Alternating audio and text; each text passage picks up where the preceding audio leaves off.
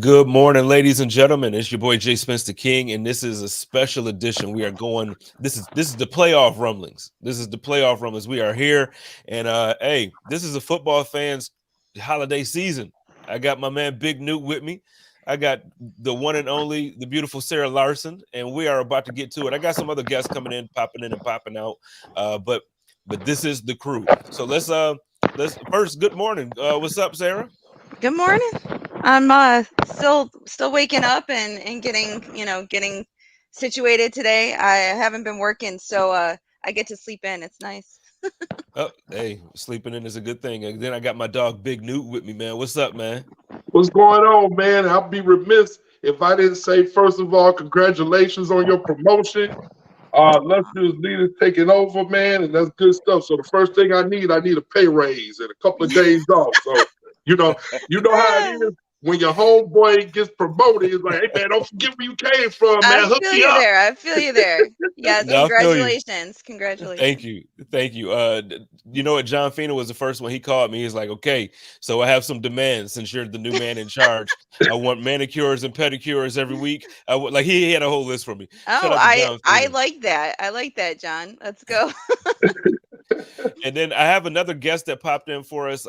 She is not a member of Buffalo Rumblings, but damn it, she's family. Shout out She to my is. homegirl, T. Ah, Estelle. What is going on, T. T? Hey, hey, how you guys doing? Can you hear me? We can hear you. Yeah. Cool. What's going So on? how's How's things everybody going? doing? Good. Jay, you killing me sometimes, you know? Hey, we You're like, work hey, over here. come That's on, all let's we spin. do. You know what? I Well, you know what? see. I hit you up because I noticed that a lot of times you're in the spaces and stuff. So I just kind of assumed, which is, you know what they say about assumptions, but I kind of assumed that you might be free. So I'm like, let me hit her up and see if she want to jump in. And I get it. You don't have a bunch of time. So we'll get to you. We'll ask you questions. And then that way you can go ahead and free up for the rest of the day like you probably had planned to do. Okay. So well, You know let's what's so start with, crazy? I'm off after 1:30. man. So, See, you know what? yeah, it's cool. Might have to get you on a chop up later on. Then might have to do something like that. Yeah. Cool. So, well, let's get to the talk. Like I was saying earlier, it's the football fan holiday season. The playoffs are here. It's a lot of news happening around the NFL. A whole lot of it. Before we get into the Bills game, I do want to. Has everybody seen the Odell Beckham video where the police released the body cam footage? I haven't seen it. I heard of it, but I haven't watched it yet. I no. Okay, so I see Big Newt shaking his head. So we'll Uh, start with Big Newt on this one, and then we'll transition to another topic. But I gotta get your opinion on this video, man. bruh, and you know I live for this type of stuff, man. So you know I saw it, and I think I retweeted it too, man. I'm just thinking, first of all, I'm thinking of the little guy.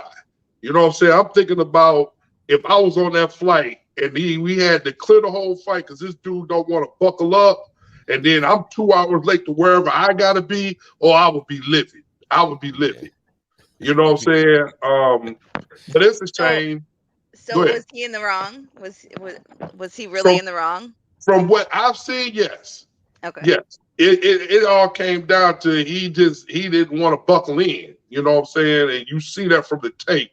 Um, and like I said, it was just a big inconvenience for people. I mean, we've all been, I'm sure, in situations where we got to catch a flight, we got to go to work, or we got to be here because we got to do whatever. And now this dude who has essentially probably nothing to do, inconvenienced all couple hundred other people Right. that have to clear the plane, and just because he felt like, hey, I'm Odell Beckham, I don't have to do that. Do you know who I am? It was that type deal. So Mm. once again, I hope So he he was being becomes a one day a diva? Bill, huh? Was he being a diva? Yeah, yeah. Essentially, from what I think, I mean, I don't know. What do you think? You seen it? Yeah, I saw it, man, and I've I'm a seen I've seen a agree bit with of you, it. but slightly. I'm gonna agree with you, but slightly disagree. I think he was wrong, but I also think just based on what I've seen and then the things that I've read about the entire situation, I think that the airline crew is wrong as well. So I think that they handled it in a certain way to where it's like you kind of poke the bear and okay, this is Odell Beckham Jr. And like so you make the situation worse by you kind of trying to. First of all, okay, so from all reports, we couldn't see this in the video. It says that he was sleeping. And when they asked everybody over the intercom to buckle up, he was the only one not to do so, but he was already asleep. So the police body cam footage shows him saying, "Man, I was asleep, man. They didn't even have to do, like he kind of even says that on the body cam footage." And then when the police get there, he was willing to do it, but at that point, it's like, okay, they're gonna have to get everybody off the plane. He ends up going off on this dude, and he's like, well, you can wait. By the time you got to wait 40 minutes. By the time you back on the plane, I'm gonna be already in the air on a private jet. Just a real ugly, just a real ugly situation to be seen. When there's a lot of people that already call you a diva or that already say that you're a little extra. So, like I said, Newt, I agree with you on that, but I also feel like it didn't have to be escalated to that point if the truth was that he was sleeping at first. Like, it just seemed like it was one of those things where they just was like, you know what? He ain't listening. We just gonna call the police. We gonna get this dude off of here. We don't got time. Instead of now, again, I wasn't there. We didn't see what happened prior to the body cam footage. So I don't know. But just based on all the information, I feel like both sides could have handled it completely different, especially Odell. Like, especially when you're OBJ, you know that they gonna release this, man. Like you know it. Right. I agree. That's fair. So, but yeah, so I know Sarah and T didn't see it. When y'all get a chance, go and watch that video. Yeah. It's crazy. But now let's I mean, let's I just saw get it to on Twitter. I just never watched it yet. it's pretty lengthy too. They got like 6 minutes worth of wow. video out there about this. And so, but let's get into it. Let's get right. Wow. Let's start here. The last time we went live for Buffalo Rumblings, it was when Cole Beasley came out of retirement and the Buffalo Bills brought him back to the team, basically on a practice squad and then to be elevated, practice squad to be elevated. Now the news is that he has been signed for the playoffs. It's no longer a practice squad position. He is on the active roster. Let's start with T. How do you feel about like the whys, and then do you think it's worth it based on what we've seen over the 3 weeks that he's been active? Should we have given Cole Beasley a contract, or how do you feel about this whole thing? I think we should have gave him a contract because Shakir has not produced the way that I think as fans we want him to produce. Even though the last game he had some catches. Cole Beasley, we all know who Cole Beasley is. Cole Beasley would have been here if it wasn't for us fans, I guess, and him going back and forth. I didn't want Cole Beasley to leave. I like the fact that Cole Beasley and Josh Allen development was great. And also too, what's his name? Isaiah McKenzie is hurt or a hamstring injury. So for Cole Beasley to be put in a active position, I think it's great for Josh. Even though sometimes he's not being used. I like the fact that if he's there, if he's active, use him. So yeah. No, you're right. It doesn't seem like he's been used the way we thought, but I feel like going into that Bengals game, I think that would have been the Cole game. You know what I mean? Like, I feel like we already saw Josh go to him in the red zone where he kind of overthrew it, but like Cole could have caught it. So some people's point of view is like, oh, that was Cole's fault. I thought Josh put it out there a little bit too much for him, but still, I think that game we were going to see Cole really get used. Sarah, what are your opinion about the? How do you feel? Yeah. I was just surprised that we elevated him because it resets in the playoffs. So he could have been elevated for the entire playoffs off the practice squad while we waited to make sure he was going to make the impact. But I get it, and I'm glad that we have more consistency between him and John Brown now on the active roster. It'll be interesting to see what we do. I have a feeling that Isaiah is going to be out. He was did not participate yesterday, and then on Wednesday he was limited. So I have a feeling he'll be out this weekend. So I mean, it makes sense, for that. I just, as long as we use them the right way. So that's the only thing. I feel a little nervous that John Brown and Cole hasn't had a lot of reps, and we're heading into the playoffs with them. But I was just surprised, and I think I had either tweeted or texted the same thing, that I was just surprised because their availability resets in the playoffs coming off the practice squad. So I was kind of surprised that we already brought him up. Yeah, Newt, that's a question I have for you, man. What's the purpose? Like, because in the playoffs, then you can elevate, and send him back to practice and elevate, send him back. So, like, what was the point of signing him to an actual contract if they could just utilize him the way they have over the last 3 weeks? And I'm glad Sarah brought that up, man. I didn't understand that either.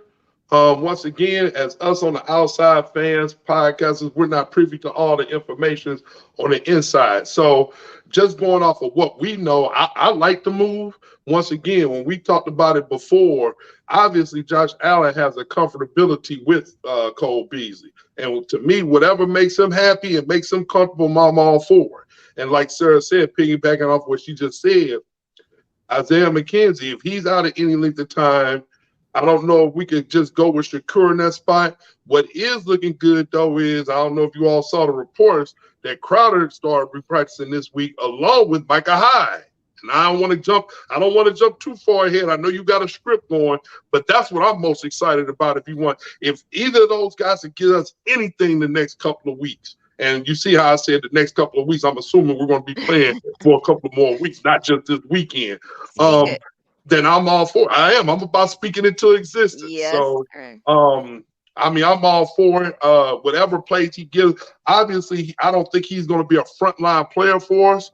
That needs to be Diggs. And so I'm all for it. Once again, the Pagula's money is not my money, but yes, I don't understand it. If we could have just since it resets to the playoffs, if we could just keep elevating them, I didn't understand why. Maybe they know something we don't know. I'm cool with it. Whatever gives us playmakers on the field, and I feel like hopefully as the next couple of weeks go and as we practice more, then boom, he'll get more acclimated and start making plays that we know he can make.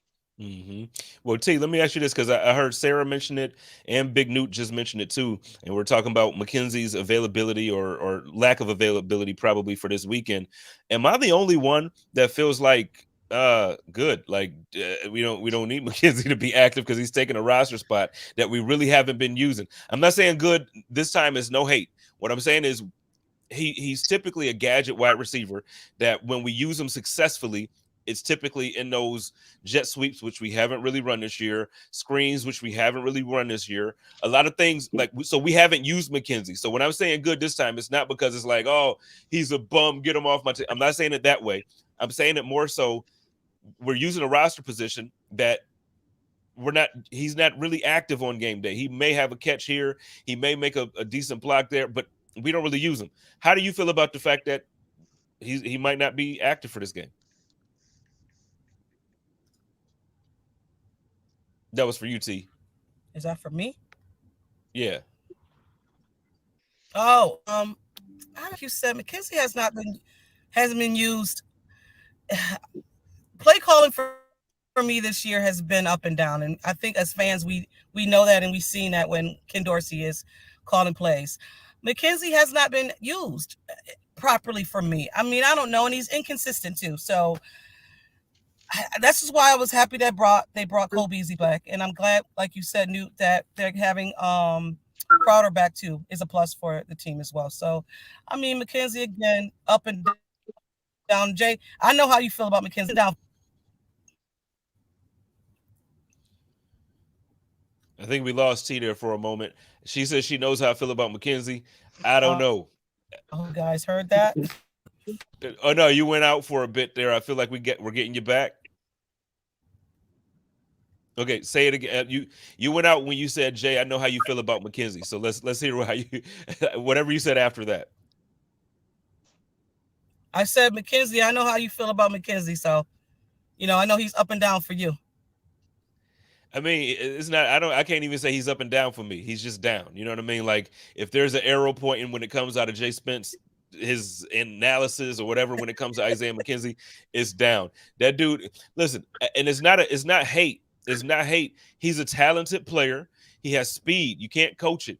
But one thing that he doesn't do is be used properly. I can't even put that on him anymore. Like I used to put the performance on him, but I'm realizing the more film I watch, the more games I watch, I'm realizing that they're not even putting him in the right position to be Isaiah McKenzie. And with that being said, we could move on from that conversation. But I honestly, I think it would be Same thing with Isaiah Hodgins. I feel like when he was in Buffalo, they didn't give him the opportunities, and then when they did have him on the field, they weren't. Now you see what happens when he goes to Brian Daboll. Send McKenzie to New York. Let him be used in an offense where Daboll knows how to use him. We got another guest coming in. Not a guest. He's a brother. He's part of my man Nate from Circle the Wagons Pod. We got Nate in the building. What is going on, Big Nate? Hey, guys, ladies, how's it going? What's going Can you hear me all on? right? Everything's Yep. going good, man. So I'm happy you jumped in. We had a good conversation right now going about the wide receiver room. We brought Cole Beasley in, or actually signed him as opposed to him just being a practice squad player and then being elevated and going back down. But I know you also let me know that you kind of have some things going on, so you're kind of in between things, so you're busy today. So I want to take a quick pause for a moment, and I want to give you the opportunity. First, I want everybody to know Nate is my guy. Circle the Wagons is a good podcast. They do good work. I want to give Nate the opportunity here to kind of clear up some things if he wants to, and then we could talk about it as a family, and then we can kind of move forward. Yeah, that's great. I appreciate that. I only got about 10 minutes, unfortunately, in between picking up people from preschool and doing all the stuff that, family guys got to do. But no, Jay Spence, man, I appreciate you inviting me on, first of all. I love all your guys' work. You guys do a great job, and all the podcasts and Buffalo Rumblings Podcast Network. But first off, I wanted to talk about that meme I made a few days ago about the one that people might know about. It was the Spider-Man being held up by the people of whatever city Spider-Man lives in, but he's being held up, and I had the caption something to the effect of the Dolphins rolling out Tua in the Bills playoff games, right? So like Spider-Man's unconscious, blah blah blah. So got a lot of likes, a lot of retweets, a lot of hate. So me clearing up the air is basically saying that like I wasn't trying to make fun of the fact that Tua was concussed. That is what I will say. I was not trying to make fun of that. Concussions are not fun. If you follow me on Twitter or you listen to the podcast, like I got nothing but love for Tua because I actually think he's a good quarterback. Unfortunately, he's a really good quarterback in our division, but was not making fun of his concussion history. My point was that I think the Dolphins organization didn't take his medical status or health status into account, or at least put that at the forefront of their thinking this season when they were winning. And I think it's cost him. Unfortunately, he's had his third concussion. So that was my thing. I don't make fun of people's injuries. I don't make fun of, usually players specifically, but I'll make fun of fan bases. I'll make fun of the Dolphins fans and stuff like that. That's all good. But it was mostly the organization and how they handled it. So if people took it as a way of me making fun of Tua, which I understand, because if you're a Dolphins fan, especially, like you were 8-3, and now you're 9-8. You lost 5 in a row. You thought your team was gonna win the division, and you're angry. Like I would be. I mean, we've been there as Bills fans. We've been there thinking that our team was good. We started off 5-1 with Trent Edwards, and I think we ended up like 6-10. So my point with that was I apologize to the people that may have, understood it that way. That was not my intention. I do not think concussions are funny. I've had a couple of concussions myself. Like it sucks. Like it sucks because the more you get, the easier they are to get. So, that's what I wanted to clear the air about. But like honestly, it is and I did receive like a lot of inboxes from Dolphins fans saying some very angry, threatening things, which I get. That's why I don't put my face to any of this. I don't want people to know exactly who I am, but that's all. That's all. I mean, it's all in fun in the end. I wasn't trying to, really like hurt anyone, but I apologize to the people that saw it that way. It was not my intention. Yeah. Well, first I want to say thank you for being man enough to apologize or to clear the air there. And hey, like I said, man, we got your back. Is just when things like that happen, a lot of times, and not even just with sports, we've seen, a group of people take offense to something, and then it's taken completely different than the intent. So, like I said, I understand what the intent was, but we do want to also be careful when it comes to stuff like this, because like obviously, like I said to you personally, it's like if somebody would have put that same meme up about DeMar Hamlin a week prior, Bills Mafia would have probably tried to burn down whatever city it was, So and so with that, it was like, okay, we just got to move a little carefully. But I I wanted to have Nate jump on and say this because I knew that Nate didn't mean it the way it was taken. So I wanted to give him an opportunity to voice that and to say, like, look, I'm not out here trying to make fun of Tua's injury. I'm not trying to make fun of certain things. And it's just unfortunately, I feel like it's the day that we live in where things are just, if it's taken a certain way by somebody and it catches on in that by that view, it unfortunately will completely it can derail everything that you've worked for over the last however many years. So like I said, I appreciate you. I know you didn't have much time, so I appreciate you popping in and saying that, man. And hey, we gotta work. I gotta get you on the code of conduct or something like that. I got another special guest next week, but we'll look for maybe 2-3 weeks from now. We'll connect and we'll get you on the code of conduct, and we can just really just have a good conversation and talk. Dude, if I get on the code of conduct, I might have to retire after that, man. I don't know. I don't know how it gets any better than that. Jeez. No, I appreciate that. Honestly, like nothing but love for you guys and for, a lot of Dolphins fans came to my defense, surprisingly, and they're like, dude, I'm a huge Tua fan. This is just funny. And they were actually like defending me in the comments, which I appreciated. And I get it. And people have reached out to me and be like, dude, like that was really funny. But you don't want to, thousands of people might like it, but if 100 people don't like it, then I get it. I get it. So no, I would never make fun of if people have listened to our podcast or whatever. Like we don't walk the line of like we just don't like we're decent people. Like we don't have hate in our hearts. We don't have we like to make fun of things. So your guys' podcasts are so much more informative than ours. Ours is just trying to be entertaining. And we try to like make you come away with something like, hey, I didn't think about that. Like, oh, maybe the Bills do have like weakness in the depth in the interior offensive line. I'll pay attention to that. But mostly it's entertainment. So that's the brand that we are. But yeah, no. Thank you for having me on, Spence, and thank you for reaching out to me personally. To talk to me and discuss everything and go from there. So I actually just interviewed a Dolphins fan named Scooter on Twitter. Like every once in a while, you link up with someone that's really cool. He had a lot of interesting things to say about Tua, the Dolphins in general, preview the game. I recommend Bills fans listen to that, even Dolphins fans, because it was a really good conversation. That's one of those things. Social media is sometimes a terrible place, but sometimes it's the best place too, because it links you up with people that you would have never ever talked to before, like you guys. So appreciate you having me on, Spence. Obviously, Sarah Big New, you guys are still crushing it as always. So it was good talking to you, man. All right, absolutely, man. Before you jump out here, give me a quick prediction for the score this weekend.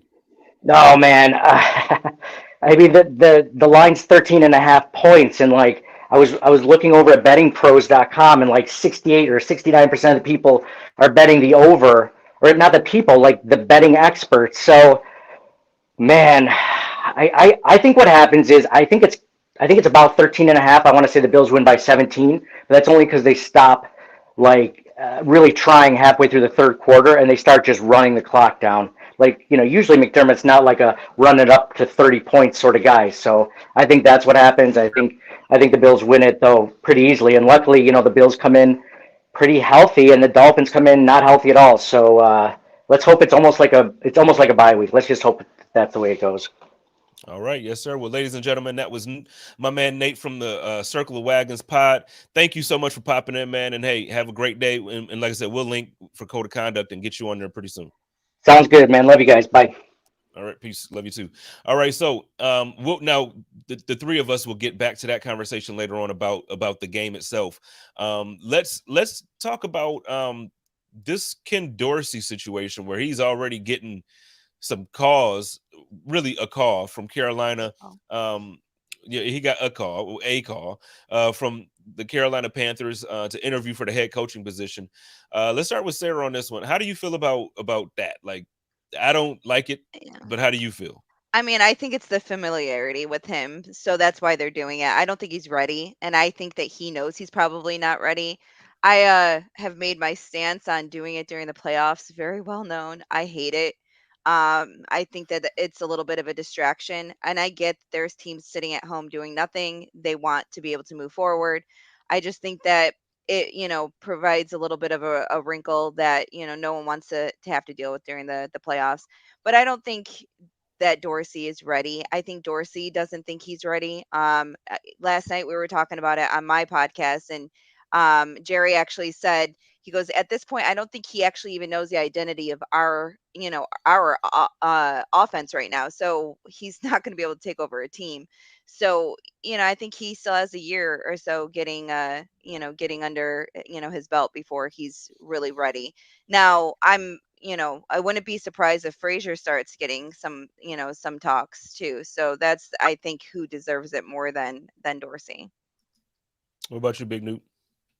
I'm echoing everything Sarah just said, man. When it comes to jobs, that's the first thing I look to. How does it affect me and my life? And she's right. I don't want these distractions right now, but I understand that job vacancies is time sensitive. So I understand the process. I hate it. All right, when it comes to me. As far as him being ready, he's not, and I think he knows that. But how many times does opportunities come? We're talking about Leslie Frazier, and I talked about this ad nauseum on my pod the last couple of years. He should have been a head coach again. All right, he's shown time and time again that he's capable, and he's not getting opportunities.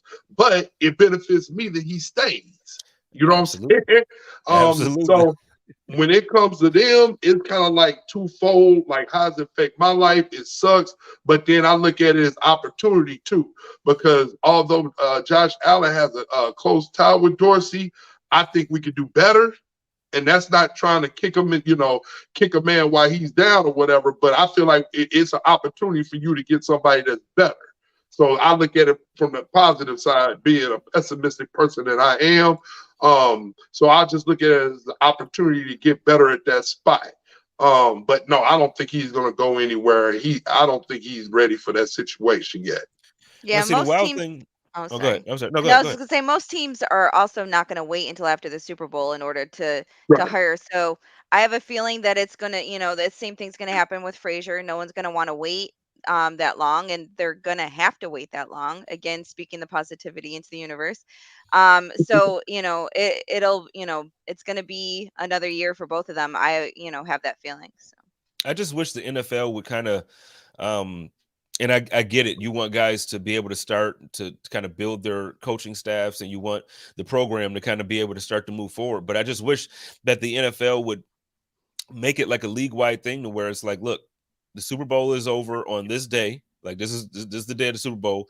The new league year, as far as hiring, like you can fire your coach whenever, but I mean, like as far as hiring and interviewing active coaches can only start on this day, because I feel like I don't want to use the excuse where I feel like it's a distraction that most people do, but in reality, I feel like it's a distraction. Like I feel like, if you're spending half your week out courting these teams, you're out there being wine and dine. We saw it with Dable. I feel like he just didn't. I'm hesitant to speak too negatively on Dable because I love him, but when he was coaching, when he was our offensive coordinator, that first year, not last year, the first year, he had that round of interviews that he went through, and I feel like we were terrible on offense. And I know the players have to play. I know we got to execute, but I feel like, again, the play calling and the position that he put guys in just wasn't normal Brian Daboll. So I don't know. I just wish that I'm agreeing with both of you, obviously, but I'm taking it a step further by saying I wish that the NFL would look at that and take it seriously, because I get it. For years, this is how it's been, and teams have won Super Bowls in spite of, or they've lost in spite of, or whatever.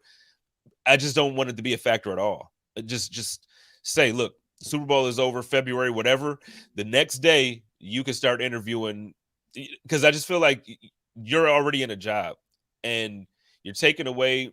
And no real team, Sean McDermott is not going to say to Leslie Frazier, no, don't go interview for that until after the game. Nobody, because they all want to see each other succeed. So I don't know. It is what it is. I'm not a big fan of it personally, but yeah, it is what it is. Let's move forward. One more topic, and then we can get into the game. Let's get into the team. Before we get there, though, the NFL announced that Atlanta is going to be the site for a neutral game if the Bills and if the Kansas City Chiefs make it to the AFC Championship. I know Sarah's already excited about it. Like Sarah already, you know what I mean? Like Sarah's Tuesday. there. Tuesday, Sarah. I booked all my stuff before they even announced it. she's there. Like she hit me Tuesday afternoon and was like, "So I already got the flight. They've been talking about Atlanta, so I think it's Atlanta. I got the flight. I was like, Oh, "Oh, she's hotel. serious." I'm like, "She's serious." So, how do we feel about just even the whole scenario, how it came about? Obviously, shout out to DeMar Hamlin, and I'm glad to see his recovery is going so well. But how do we feel about the neutral game site as opposed to, what a different way? Because obviously the Bills could have had the number one seed. They really could have. Yeah. Whoever wants to go first. I was just gonna say I think that it's gonna be something that they might actually look at moving forward. I think that they're gonna realize that it's gonna be a cash cow, and they're gonna be able to make quite a bit of money off of it. So I think it's probably gonna be something that the NFL looks at. I like in a way, I like the fact that, it's in a dome, it's in, a neutral site that, everyone can go to. And just imagine having, I don't think it'll be split. I think Bills fans probably travel a little bit better, but even to say 50-50 to have the stadium, it gives, it takes away that home field advantage just a little bit. And, I love Josh in a dome, so I think it's going to be exciting to watch. Big Newt. I think our friend is excited about kicking it in Hotlanta more than just Maybe. more than what Somebody I literally wait, I hold think on. she just Gina want to just go said, kick it. I think hold on, she's Newt. like, man, I'm about to kick it because Atlanta's Gina, one of my favorite wait, cities. Newt. So Gina just said in the comments, literally right before you said that, all I know is don't call it Hotlanta. And then you come out, she wants to kick it at Hotlanta. Hotlanta. I'm sorry. I love Atlanta. I worked in Florida State for 7 years, and I used to road trip to Atlanta every other weekend. I love Atlanta. I was at the game when we played there last in Atlanta. Well, I said about 5 years ago. TT had one of his best games, and we upset the Dirty Birds. So I love that new stadium. I love Atlanta and everything it gives. But no, I have to disagree. I don't want neutral site AFC games. Don't change this rule now that we're talking about getting there. Now we want to change the rules. No, I want home games for the Buffaloes. And that's my little nickname for my team. I call us the Buffaloes. So I want a home game for us. I want the people to enjoy the home atmosphere because we spent so much money and so much time watching teams that wasn't capable. And now that we get there, I want them to have a home field advantage and enjoy it and not have to travel and have to worry about those expenses. So Don't go ahead. I was gonna say, don't get me wrong. I'm not a proponent of having it changed. I think it'll be interesting if it is. What I am is excited that it's not going to be an Arrowhead this year. Oh, yeah, for sure. That is why I'm so happy. And I've never been to Atlanta Stadium, so I can check it off my list, which also makes me happy. But no, I'm not necessarily. I would love to have an AFC Championship game in Buffalo. And if they do change that rule, we might not ever see it. So, Right. agreed on that point. But this year, I'm glad that it's not in Arrowhead. I am You're tired of saying going to Kansas City. You're I mean, saying go to Atlanta versus going to Kansas City. Yes. Oh, I hell got yes. you. Okay, I Yes. got you. and I So feel and then both ways. you also see next year in 2023 we're going to Arrowhead again. Y'all see that, Again. right? Again. So And the draft is in Kansas City this year. So I'm mm, over being in Kansas City. in Kansas City. It's a lot. I mean, I love Kansas City. I'm just Right, over going. I'm just right. over it. Kansas City is a good city. Like I said, I played football in Missouri Western State, which was an hour from Arrowhead Stadium. I'm from St. Louis, Missouri, Okay. so I'm quite familiar with it. But yes, I agree. I feel like we could win there, even though we didn't win Mhm. last year. We definitely showed we could win there over the last few years. But going back to the Atlanta thing, I said on my podcast this week that I wish because somebody said on Twitter, and I wish I had their handle so I could shout out the idea that before they said that we was going to Atlanta, the great idea would have been playing in a college stadium. Go to Happy Valley, Penn State, 110,000 people. Go to Neyland Stadium down in Tennessee, 115,000 people, and play it there and just pack the place out. I think that would have been a great idea. Yeah, and I know exactly the tweet you're talking about because I actually liked it, and then one of our players actually liked it and said they co-signed it. Yeah. And so it's an interesting thought. I think that what they didn't want to deal with is the weather. I think that that's why they're not doing an outdoor stadium, because they don't want to have to contend with not only, moving all this stuff, but then what if it's, pouring down rain or snow, or, have all those issues. And I think that they were trying to take away that factor. And I agree with you because you mentioned the economic impact. The city of Atlanta is going to make money, and that's good for them. Versus if you go like when the Super Bowl was in Detroit and all that stuff. Like when you have cold weather cities and you have these games, then it doesn't have the same economic impact on the surrounding city. And so, yeah, I mean, you can go to Atlanta, have a good time, and you're spending money down there. The economic impact is going to be good versus if it was in Buffalo and if it's snowing, you really can't get out as much and do things outside of just the game. So, Right. I don't know. I can see both of your opinion, like both the sides of it. I'm actually, in a way, I enjoy the idea of a neutral AFC championship game. I look at it similarly to how I look at some of the college bowls, where like, you go to a neutral site, your fans travel well. I think the Bills fans do. I think Kansas City fans do. I think there's certain teams in the NFL where your fans travel well, but I think for me, outside of because you already know I'm always 1,000,000% about economics in Buffalo. I think as many resources that can be allocated to the city of Buffalo, the better, so I'm on that side with you. But I'm talking about just for the sake of football, I don't know. I think something about playing it at a neutral site to where there really isn't any advantage unless just a fan base just isn't into their team and they don't want to travel. I think it could be a cool experience. So I think and we'll see. So Sarah, if we get there, I'm fully expecting a full report, a 10-page. No, I'm Yeah. but I really because I think what it creates is it's a different environment that we're not used to having in the NFL, to where typically, like in the Super Bowl, it's loud throughout the entire game. Like if you're on offense or defense, it's loud because both fans are there. Going to a place that's neutral where both fan bases can go, it takes away that element of, man, we need home field. Like I just I don't know. And I look at it like, with it being this way, I know that Kansas City got the bye. Bye. But I look at it like there's 2 number 1 seeds at this point. Like the Buffalo Bills are able to play at home, and then they go to a site that's not Kansas City, like everybody's saying. And so I don't know. I look at it like it's a positive, and but I get it. I get where you both are coming from. I can agree there. Can I say something real quick on that? I disagree Sure. with you. There's no 2 number 1 seeds. We're the 2 seed. If you look at Kansas City route to the AFC Championship, it's significantly easier than ours. We have to play Miami. Although Miami's depleted, and I'm sure we all going to agree that we should walk away with a win solid. We got to play Cincinnati. All right? If we was the 1 seed, Kansas City, they get a bye, and then they play the winner of the Chargers and Jacksonville, which is probably be Jacksonville. So to get to the AFC Championship, all they got to do is beat Jacksonville. We got to go through Miami, and we got to beat Cincinnati. So I wouldn't agree with that. I would have much rather had the number 1. Don't get me wrong. I mean, DeMar. Wait, but you're jumping the gun. Cincinnati still has to win a game, just like we have to win a game.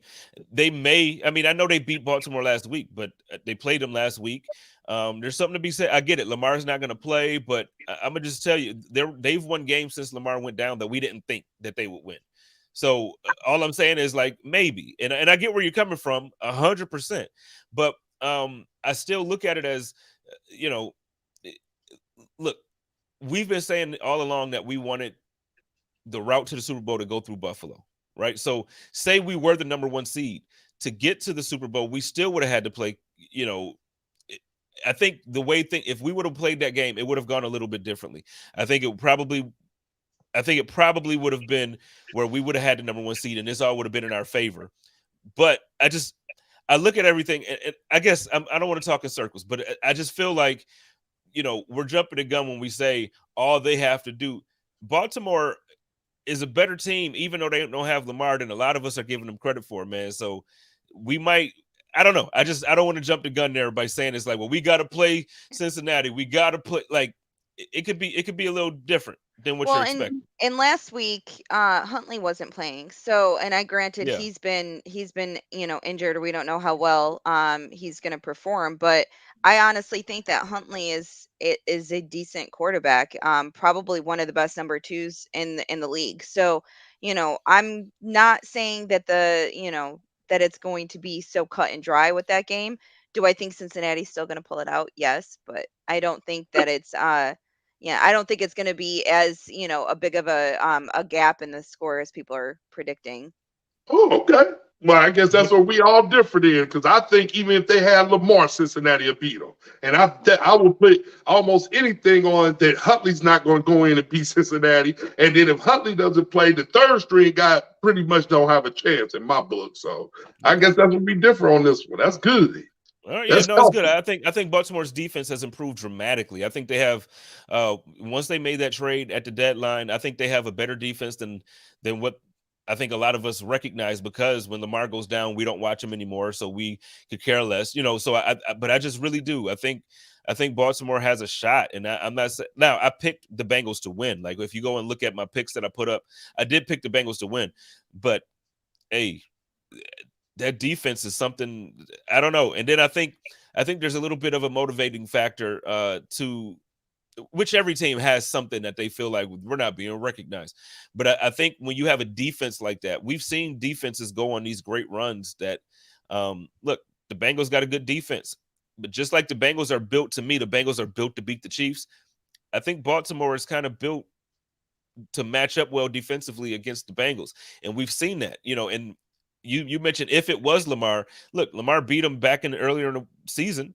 So I just don't know. I think we look at the Bengals as this juggernaut. We look at them like they're this. Yeah, they beat Cincinnati. So it's like we look at No, them like this juggernaut, but they're not the but same. I don't see it that that way. Cincinnati team that they beat is not the same Cincinnati that we were going to play 2 weeks ago. I had to say that. But I mean, I disagree. okay. All right. I disagree, because you look at them. They barely beat the Dolphins, man. Like, no, the Patriots. If it wasn't for a fumble, it's still like I get it. Like, they came out and they looked explosive. They had a long pass that ended up being a pass interference by Trey White that got them in scoring position. It looked like they were going to score on their second drive as well. But what I'm telling you is, I don't look at them like a juggernaut, man. If it wasn't for a fumble, a bad offensive situation for the Patriots probably would be in the playoffs and not the Dolphins, because they would have won that game, and the Bengals wouldn't even have been upset to be not considered for the number 2 seed or the number 1. Like, all that conversation about them, well, we got to run through it. They almost lost to the Patriots if it wasn't for just that crazy sequence of plays. So it's not like they're blowing. They didn't go out there and blow those guys out. And the Bills are a better team than the Patriots, obviously. So you're not going to tell me that it was just cut and dry, that they're like, it's a different team, man. Like, I don't know. I just don't. And even the Chiefs, you talk about how it's easier for the Chiefs to get to the AFC Championship and the Super Bowl. But look, they went up against a 2-14-1 Texans team that took them to overtime. They went up against, like, the Chiefs just aren't as dominant. The record is great. 14-3 is beautiful. Number 1 seed, but they just don't look like the Chiefs that we have grown accustomed to saying, man, the Chiefs are going to go out there and dog walk. I just don't see the playoffs being the same as what everybody's just assuming. I think that you got some young, especially in the AFC, it's not just going to be a cakewalk against the Jaguars, man. The AFC is not, or the Chargers. I get it. Like, we got young quarterbacks, and I don't care what anybody say. Any team that you go up against, if you have a quarterback that's talented and they have some weapons, it's not going to be a gimme. It's just not a gimme. I agree. I understand what you're saying, but my question to you is, if you had choice A, choice B, A, you get a bye week, and then you're going to probably play Jacksonville, or B, you got to play Miami, and you probably got to play Cincinnati, which one are you going to take? If you're talking to me, the B, only because I don't like the bye. I personally don't like the bye. When we're talking about a Sean McDermott coach team, he's a good coach. We typically win after the bye, but I feel like the wins are ugly. I feel like we come out slow. I feel like a lot of guys overexert themselves at time, and then they end up kind of injuring themselves a bit. Like, we beat ourselves up in those games. I prefer, hey, if we're healthy now and we're rolling, Miami's beat up. I think we're going to beat Miami pretty I think we're going to beat them pretty bad. You know what I mean? So let's use that as a game to build some more momentum. Let's use DeMar Hamlin's recovery for some inspiration. And so I want to roll into it. I don't want the bye week, but that's me. And if I'm the Chiefs, I wouldn't want the bye week either, because hey, we're winning these games, but it's not like now they beat the Raiders pretty badly. But other than that, like, you look at the last 7 games that they played, and it's like, yo, are the Chiefs the same Chiefs? I get the record again. I'm being honest by saying they're finding ways to win these games, and that's what good teams do. But I don't have the same fear of Patrick Mahomes in that offense that I used to have. Patrick Mahomes is that dude, but man, I just don't have that same fear. All right, and now we talking philosophy. I'm always going to take the bye, and that ain't saying what you saying is wrong. Yeah. I agree with everything you saying. It's just that I'm going to take the bye. That gives us a chance to get healthy. It's less chance for us to get injuries to move forward, and it's one less chance of perhaps losing. All right, now we all agree that we're going to beat Miami. If we don't beat Miami, then we got bigger problems than what you and I are talking about. Yeah, all right. Sure. But for sure, like you said, anything can happen. So if I take what you just said, then what if Miami beats us? We've seen upsets in the first round in the wild card. I don't want to have to deal with that. I want the easier path. I guess you see in the background, I'm a big basketball fan, right? I love the NCAA tournament, right? I want the number 1 seed, so I get the easier path to the championship. I'm not, when it comes to this, I don't want to, I want the hardest road. I want to have to beat, I want to beat Burrow. I want to beat Kansas City. No, I don't look at it like that. Give me the easier path. I'm trying to get to, but I'm old, man. I'm 50 years old this year. I don't have too many, I got high blood pressure. I don't have too many opportunities, man. So I'm trying to win a Super Bowl. So give me the bye, give me Jacksonville, and then bring on Kansas City. I would have loved that. Oh, I would have loved that. I hear you. What do you think about that, Sarah? The difference in philosophy.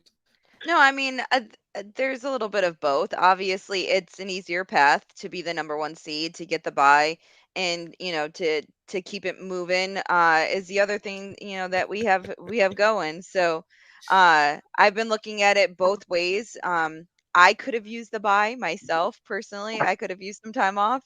But it's you kind of go back and forth. I think I've said it verbally a couple of times with the whole bye week. We're undefeated under Sean McDermott coming off the bye, but we look different. We look I don't want to say bad, but we coming off the bye, we just look different.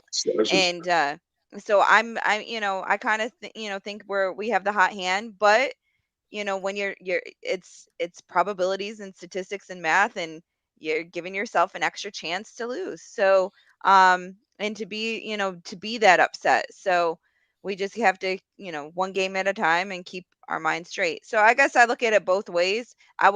I personally would have liked the bye, just so I could have a week off. I think the guys might have wanted the bye as well, but being that it's a neutral game site, I'm okay with the fact that we're number 2.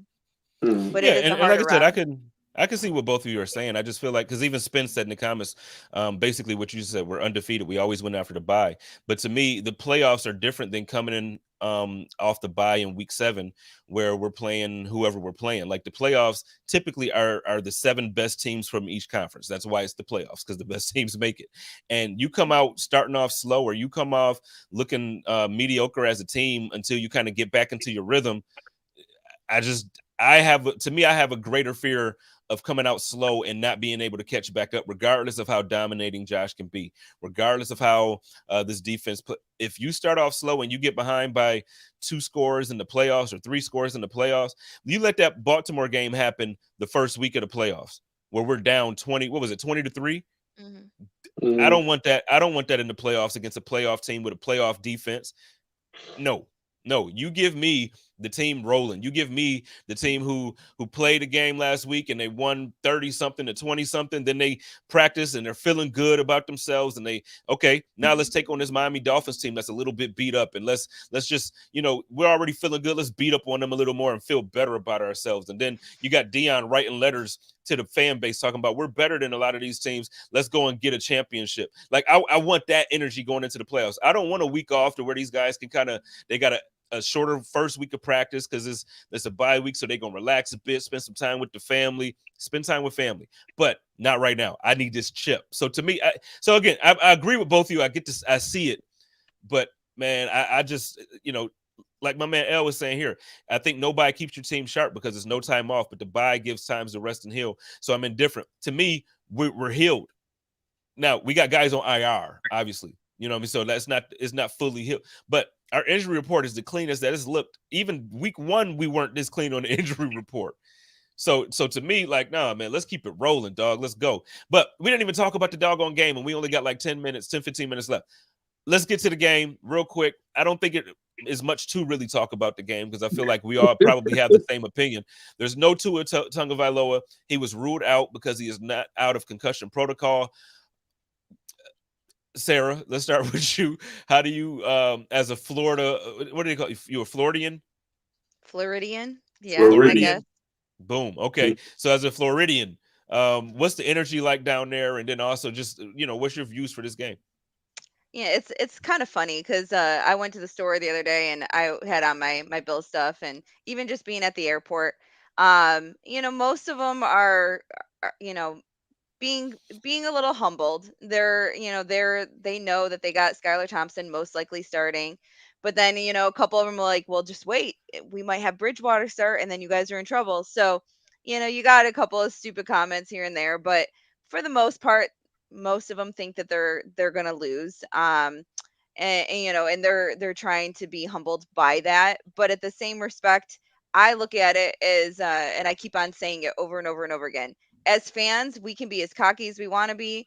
I just hope that the team itself doesn't look at it and say, oh, Skylar Thompson's playing, we don't need to prepare, we don't need it. Like, they need to still be ready, because I feel like we walked into that situation last year with the Jaguars game, and we walked out with the L and looking like fools. So I just hope that they, are taking the game seriously.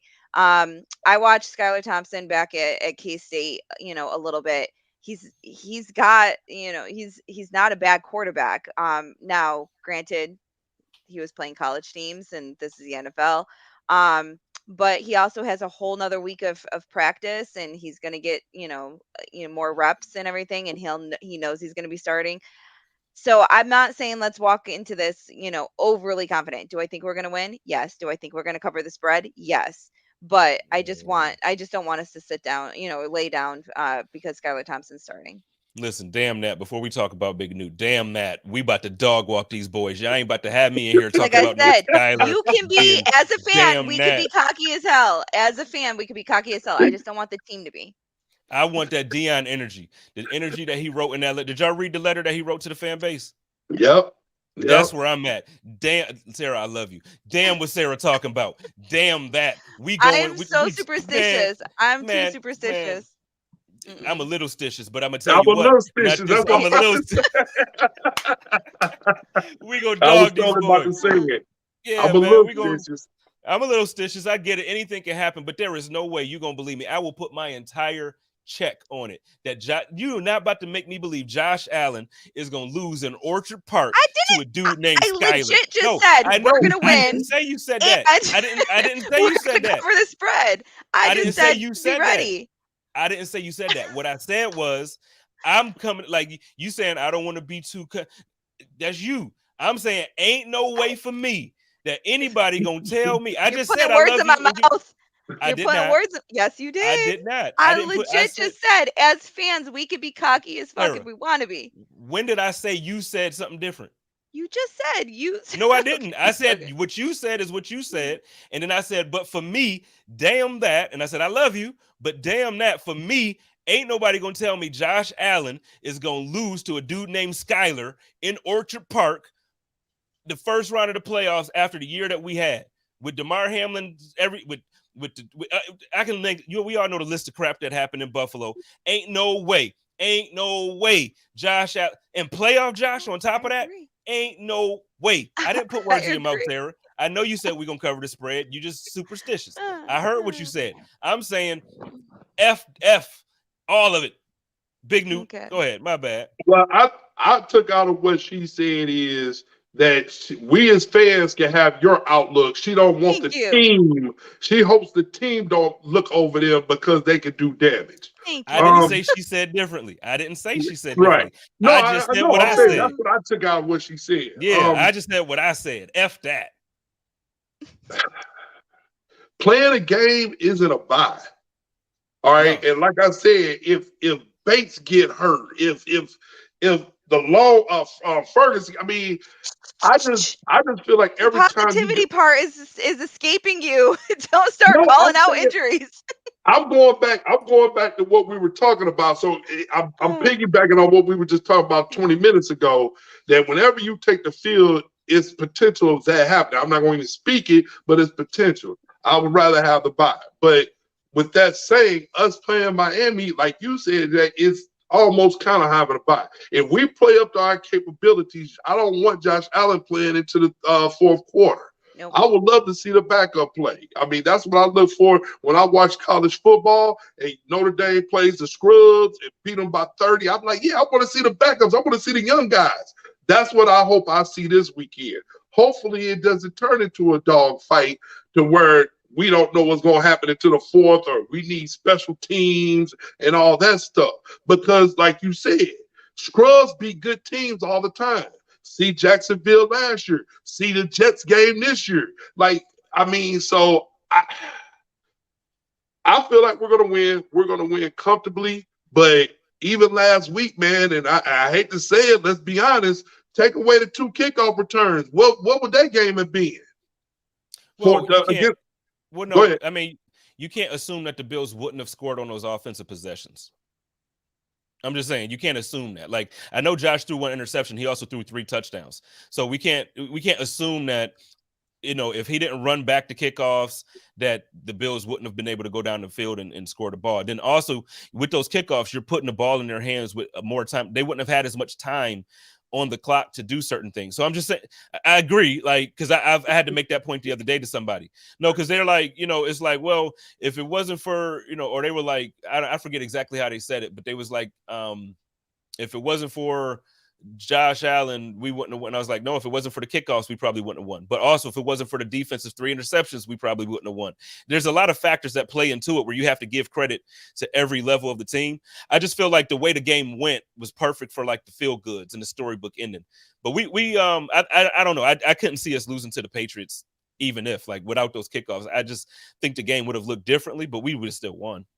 I think we would have still won. That's what I was about to say. I think we still would have won too, but it would have been a different game where it could have been closer. And now, if it's a close game, now we sitting there sweating bullets. That's all I'm saying. Mm-hmm. So I think we're going to win. Once again, Miami is depleted with injuries. I think their fan base realistically knows that they just happy to make the playoffs this year. I'm glad that they decided not to trot Tua out. Because that would have been weird if he would have been trying to play. Once again, I don't want I want everybody in the league to have safety, but hey man, we got to get after him. So if you want to try them out there, if you feel like y'all want to do that, then we're going to get after him. So whatever happens, happens. And we're not going to play soft. We're not going to put pillows around him. So I'm glad we don't have to go through that. As far as Bridgewater is concerned, I'm hearing this is pinky. I would like to think if Bridgewater could go, then he would try to give it a go just for the simple fact that that'll help his career. And I wanted to talk about like Lamar, going back to we was talking about the Baltimore Ravens. I ain't get to interject on this. What do you all think about Lamar not playing this weekend? Sarah? Did you say what do I feel or? Yeah, what do you think about Lamar? I mean, because there's rumblings that he could go. It's the contract. He don't want to play because of the contract. Oh, well, he tweeted yesterday that he literally still had it, had inflammation around the PCL and it was too unstable. Much that it's unstable. It's too much for him to play on. So, I don't think he's gonna play. I mean, I think that he'd be crazy to go out there and risk getting more injured without the contract. But I said that at the beginning of the year. He said he was betting on himself and, the fact that he wasn't going to get injured. And now he got injured. He's missed, what, 5 or 6 games? It's not a good look for him, to try to get that guaranteed contract that he wants moving forward. And so Newt kind of alluded to this, and then I see some comments talking about how Lamar is done in Baltimore. I just don't believe that to be true. I really think now he could lie. He could go in there and tweet that it's literally about the injury, and it could be deeper than that. But I don't see it that way. I do see that I feel like they're gonna figure out a contact situation with him there in Baltimore, and I think he's really they're injured. tag him. If they don't, right, they're gonna tag him if they don't figure it out. But I also feel like, if he's look, he said he had a grade 2 sprain or tear that was very close to a 3, but it just didn't quite qualify as a 3 yet. Look, knee injuries, man, and we all old in here at this point. Not old, but you know what I mean. We all had some back, knee, neck, something messed up with us. I had an ACL tear. Knee injuries ain't nothing to play with, especially if you're a running mobile. That's his game. He's not gonna. If Tom Brady had this injury, I could see him putting a knee brace on and trying to play the game. You know what I mean? Because it's like you're in a pocket. It's a different situation than Lamar, who typically runs for what does he average? Like 60 yards a game on the ground or something like that. Just a different game. I can't personally, I can't see him out there playing. And to me, it's not about the team. I think he loves the team. He loves the city. I think he'll end up there. And like Sarah said, if not, they tag him. There's no way they just let him out the door. There's no way. Yeah, I was just saying, I understand that he's in a position to where he got to look out for his long-term safety. I think it's going to call into question whether it's serious enough. If he had that $500 million, would he be going out there playing this weekend? And so I would like to take him for his word, but to think that the economic side of the business isn't a part of his decision, I think that would be naive on my part. And so if it is like that, I would say that you don't even know how many opportunities you're going to get at a Super Bowl. So if you decide to play this year and then your team is in the playoffs, I would hope. And once again, I can't talk about another man's pockets. You know what I'm saying? You got to do what's right for you and your family. I would like to think that I would go out there and try to win, because you never know if you're going to make it again. So that's the other side of the coin. So the question is it his decision, or is it the team doctors that are still keeping him out? That's I true. haven't seen either way, whether it's been, talked about, but I think that injuries, especially with the whole Tua situation at this point, I think a lot of teams are looking at it differently. Like, we can't, leave people off the injury list. We can't, have people go in if it's going to, affect them. So I don't know what the answer is to that, but it would be interesting to see if it's, if team doctors are saying, no, he's good to go, and he's saying, no, I'm not. Or if it's the other way around, where he's saying, I want to go, and the team doctors are saying, no, you can't. So I don't know. That's true. I think it's the latter. Honestly, and again, we haven't seen any of these reports. So we don't know if it's the team doctors or, like Big Newt is saying, if it's him and he's holding out because of money or whatever. But I just have to believe, like, regardless of that money situation, he played this whole year without the money. And it's like he wanted to win. He wants to win for the city. He wants to win for himself. He wants a Super Bowl. And so I feel like the best way to get the contract that he's saying he wants is to go out there and do it, go win it. And so, like, if he was healthy enough to do it, I just feel like he would be out there trying try his hardest to get a Super Bowl. Because then, I mean, think about it. You've been saying all year, the last 2 years, I want this guaranteed contract. I want a fully guaranteed contract. And the team is saying, hold on, man. I don't think that's the move. All right, I'm going to bet on myself to prove it. If you have a chance in the playoffs at this point to go out there and play 3 games, 4 games to prove it, and you don't, like, I don't understand. So I feel like if he's betting on himself, this is the moment to do it. So if he's able to do so, I just think he would be out there. Or because he doesn't have an agent, his mother's his agent, the better thing that he think in his mind he can do is, I'm going to get us to the playoffs, and then I'm going to sit the playoffs. So I wouldn't just assume because he played the regular season that he would go out there and play now. He could be in his feelings. And I want to touch on this, excuse me. I want to touch on this. Agent's role in negotiations is valuable. I know a lot of people think, oh, you don't need no agent. Oh, you just pay that 4%. They ain't doing nothing. No, an agent is very important in negotiations because they're a buffer, right? And so his mom is his agent. So she come in. I don't know these people, but I'm just imagining in my mind, if my mom was my agent. She coming home, yeah, baby. They said this, that, the other about you. No, agent's gonna keep some of that stuff, invest. You're the buffer. So what he would do is, and I'm just saying it's possible. I don't know Lamar. I'm just saying this is possible that he could play the regular season and decide to sit out now, watch the ship sink. So you think that you need me more because you see what Hudley and the third string dude could do. You need me, so you need to pay me.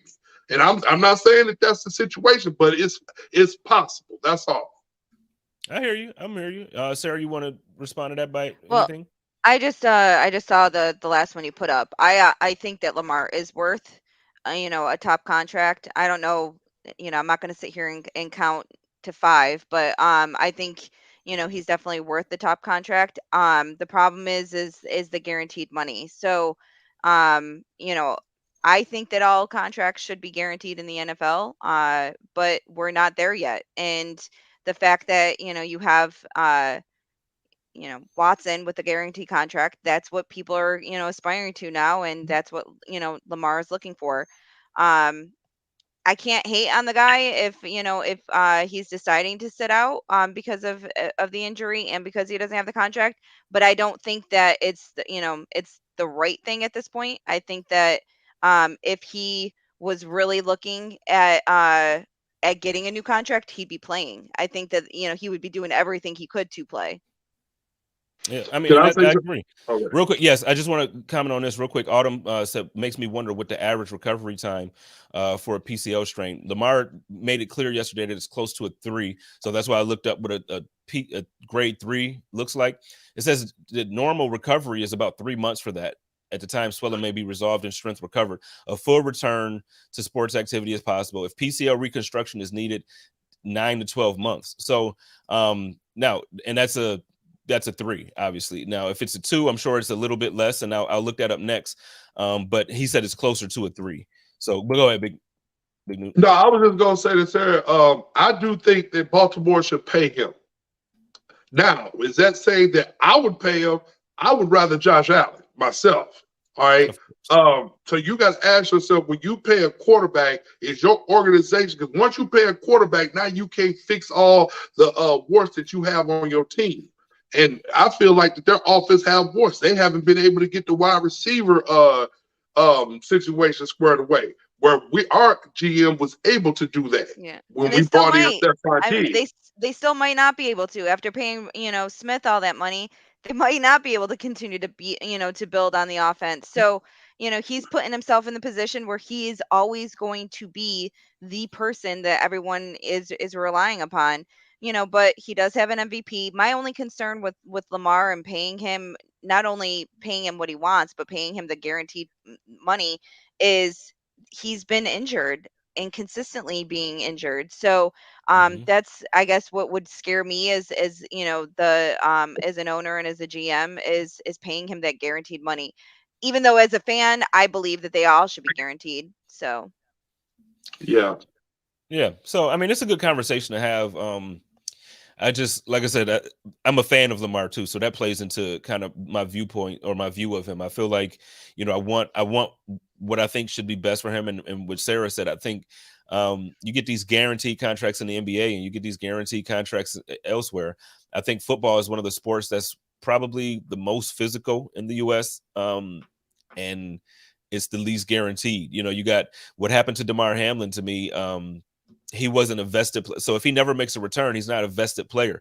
Now, I know the NFLPA came out and said that they would make sure that he has the resources to live a long life and be able to, but even if you're only making $800,000 for the year, to me, that should be guaranteed. And, but I do want to say the Buffalo Bills just announced that Matt Milano has made first team All-Pro.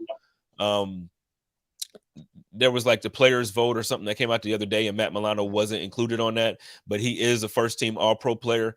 Let's get our reactions, and then we'll get on out of here with a prediction for our game on Sunday.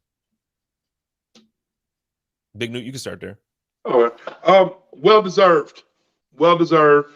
I was surprised at the players list that we didn't have any Buffaloes on it. I felt that was a little disrespectful to our team. Um, and yeah, Matt Milano, man, he deserves it. One thing about the linebacker position is like people like the names with the flashy numbers and the sacks and all that. And Matt Milano, he's the heartbeat of our defense. Um, I think it's well deserved, man. Kudos to him, man. Congrats. Sarah? Yeah, I mean, echoing the same thing. It was, I was really surprised that we didn't have anybody on the list that came out. So when you put that up, I was surprised, but I didn't realize that was the players' vote versus this one. So, definitely well deserved. I think that we play differently when he's, out there. So I think that him and Edmonds is a duo is the best linebacker, probably the best in the whole NFL, but definitely the best in the AFC. So All right. And then second team All Pro is we have our wide receiver Stephon Diggs making second team. So we got a couple guys representing the Buffalo Bills as some of the best in the league there. I personally think Diggs is a top 3 receiver in the NFL. And so second team, I'm okay with that. Like I think this is a good thing for him. I think that you're not if you talk to me, it's going to be tough to debate me out of not wanting Stephon Diggs on my roster. I just love a guy. Yeah. He brings a lot to the table, man. And everybody say, well, if we would have just kept our pick, we would have had Jordan Jefferson and he would have been on a rookie deal. And I'm like, what he brought to our team is more than statistics. He brings the leadership, veteran presence in the locker room that I just don't think Jefferson would have brought if we would have kept that pick instead of making that trade with the Vikings, man. So obviously he's from the DMV area too, so that's a plus also. So I'm very happy for him and his family, man. That's awesome. Yeah, shout out to Diggs. I just think, and I said this the other day on Twitter, like if the world had more people like Diggs, like Stephon Diggs, man, like it'd just be a better place. And I mean that, like I mean that from the bottom of my heart. He's a good dude, and he's just kind. You know what I mean? Like he's a good friend. When everything happened with DeMar, he Ubered to the hospital. Yeah. You know what I mean? It's Like so funny how the narrative has changed though. Like the narrative on him when he was in Minnesota was so different. That he was a Yep. diva and he wasn't a locker room Yep. guy. And it goes to show you can't always trust all of the what you hear in the media about players. That's true. Yep. So, all right, well, let's get on out of here. Let's get a prediction for the game. And I mean, I know Sarah and I just argued about it, but let's get a prediction for the game and get on out of here. Sarah, you can start with it. Yeah, 34-16 Bills. 34-14 Buffalo. I'm gonna agree with y'all then. I'm gonna just go with y'all. But no, I'm gonna go. I said 38-10 the other day on the show, so I'm gonna stick with 38-10. I just think that with Skyler, and I'll tell you why. I think they barely, and I get it, not as much practice because you get an extra week of practice and you get to kind of learn the offense a little bit better. But you couldn't move the ball very well against the Jets, and I know the Jets have a top-notch defense, but I just don't see them being able to control the clock enough to keep Josh Allen off the field. And I think when you have Josh Allen on the field in the playoffs, we've seen what he looks like. And it doesn't matter if it's against a great team like the Chiefs or if it was against always a good defense, which last year was the number 2 defense in the league in the Patriots that he put 47 points up on with no punts. So I just heard if Mostert's playing or is he still doubtful? I haven't heard yet. Well, I think let me see. So I looked earlier this morning and I haven't seen the injury report yet. So. Typically it's about another hour. And then we'll kind of see what the last injury report is for both teams. And yeah, so we'll see. But hey, I want to thank you both for coming on and doing this. I want to thank Nate from Circling the Wagons. I want to thank Tia Stell from Built in Buffalo. And then I just want to thank everybody in the comments for kicking it with us, man. We actually got a nice little crew kicking it with us. I think we're gonna start trying to do this. The season is coming to an end soon. Like we only got 3 more weeks after this game, but I think next season I do want to kind of incorporate a daytime show where at noon every day or at 11 every day we go live and we just talk about the news around the league. It doesn't always have to be Buffalo, but I do think we're going to start to see this as a normal thing to do. So let's look forward to that. I'm looking forward to being able to see Newt on a more regular basis because I feel like he's going to be my guy doing this with me. And I think Sarah, depending on Sarah is going to get a bunch of great offers for like these 8-figure jobs coming up soon. So when she does, she probably won't have the same amount of time. But either way, yeah, we're going to do it. Remember the little guys, man. Yeah. Remember the little guys, all Well, right? it's been fun being unemployed for the last couple of months, but now I'm missing that check. So yeah. So all right, well, ladies and gentlemen, y'all know how we do it over here. Y'all love each other, take care of each other, and live in peace. And as always, stay positive, test negative, go